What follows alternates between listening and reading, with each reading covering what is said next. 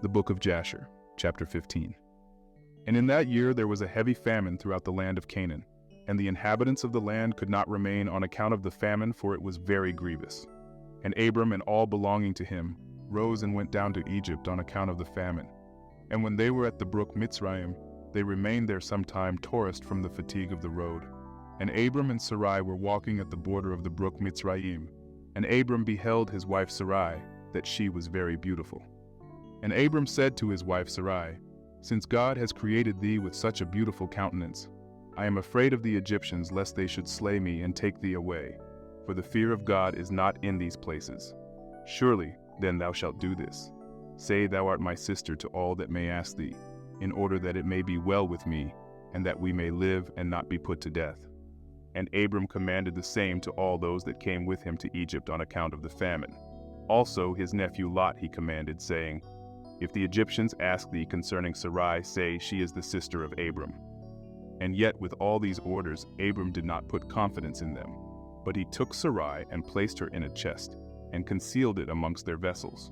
For Abram was greatly concerned about Sarai on account of the wickedness of the Egyptians. And Abram and all belonging to him rose up from the brook Mitzrayim and came to Egypt. And they had scarcely entered the gates of the city, when the guard stood up to them, saying, "Give tithe to the king from what you have, and then you may come into the town." And Abram and those that were with him did so. And Abram with the people that were with him came to Egypt. And when they came, they brought the chest in which Sarai was concealed, and the Egyptians saw the chest. And the king's servants approached Abram, saying, "What hast thou here in this chest which we have not seen? Now open thou the chest, and give tithe to the king of all that it contains."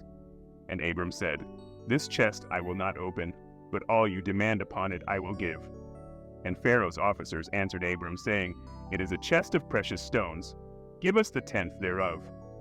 Abram said, "All that you desire I will give, but you must not open the chest."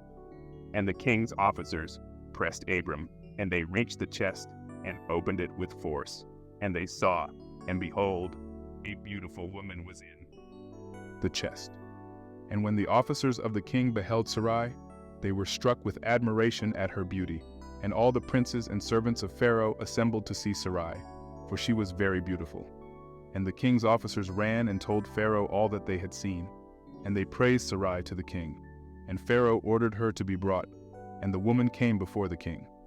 And Pharaoh beheld Sarai, and she pleased him exceedingly, and he was struck with her beauty. And the king rejoiced greatly on her account, and made presents to those who brought him the tidings concerning her. And the woman was then brought to Pharaoh's house. And Abram grieved on account of his wife, and he prayed to the Lord to deliver her from the hands of Pharaoh. And Sarai also prayed at that time and said, "O Lord God, thou didst tell my lord Abram to go from his land and from his father's house to the land of Canaan, and thou didst promise to do well with him if he would perform thy commands. Now behold, we have done that which thou didst command us, and we left our land and our families, and we went to a strange land and to a people whom we have not known before. And we came to this land to avoid the famine, and this evil accident has befallen me. Now therefore, O Lord God, deliver us and save us from the hand of this oppressor, and do well with me for the sake of thy mercy." And the Lord hearkened to the voice of Sarai, and the Lord sent an angel to deliver Sarai from the power of Pharaoh. And the king came and sat before Sarai, and behold, an angel of the Lord was standing over them. And he appeared to Sarai and said to her, "Do not fear, for the Lord has heard thy prayer." And the king approached Sarai and said to her, "What is that man to thee who brought thee hither?" And she said, "He is my brother." And the king said, "It is incumbent upon us to make him great, to elevate him, and to do unto him all the good which thou shalt command us." And at that time the king sent to Abram silver and gold and precious stones in abundance, together with cattle, men servants and maidservants. And the king ordered Abram to be brought, and he sat in the court of the king's house. And the king greatly exalted Abram on that night. And the king approached to speak to Sarai, and he reached out his hand to touch her, when the angel smote him heavily, and he was terrified, and he refrained from reaching to her. And when the king came near to Sarai, the angel smote him to the ground, and acted thus to him the whole night, and the king was terrified. And the angel on that night smote heavily all the servants of the king and his whole household, on account of Sarai. And there was a great lamentation that night amongst the people of Pharaoh's house. And Pharaoh, seeing the evil that befell him, said, Surely on account of this woman has this thing happened to me. And he removed himself at some distance from her, and spoke pleasing words to her. And the king said to Sarai, Tell me, I pray thee, concerning the man with whom thou camest here. And Sarai said, This man is my husband. And I said to thee, that he was my brother, for I was afraid, lest thou shouldst put him to death through wickedness. And the king kept away from Sarai, and the plagues of the angel of the Lord ceased from him and his household. And Pharaoh knew that he was smitten on account of Sarai, and the king was greatly astonished at this. And in the morning the king called for Abram, and said to him, What is this thou hast done to me? Why didst thou say, She is my sister, owing to which I took her unto me for a wife? And this heavy plague has therefore come upon me and my household. Now therefore here is thy wife. Take her, and go from our land, lest we all die on her account. And Pharaoh took more cattle, men servants and maid servants, and silver and gold, to give to Abram, and he returned unto him Sarai his wife. And the king took a maiden whom he begat by his concubines, and he gave her to Sarai for a handmaid. And the king said to his daughter, It is better for thee, my daughter, to be a handmaid in this man's house, than to be mistress in my house, after we have beheld the evil that befell us on account of this woman. And Abram arose, and he and all belonging to him went away from Egypt. And Pharaoh ordered some of his men to accompany him, and all that went with him.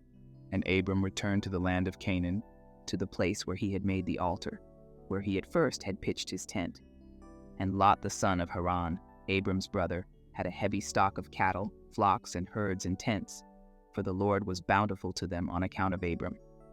And when Abram was dwelling in the land, the herdsmen of Lot quarreled with the herdsmen of Abram, for their property was too great for them to remain together in the land, and the land could not bear them on account of their cattle. And when Abram's herdsmen went to feed their flock, they would not go into the fields of the people of the land, but the cattle of Lot's herdsmen did otherwise, for they were suffered to feed in the fields of the people of the land. And the people of the land saw this occurrence daily, and they came to Abram and quarreled with him on account of Lot's herdsmen.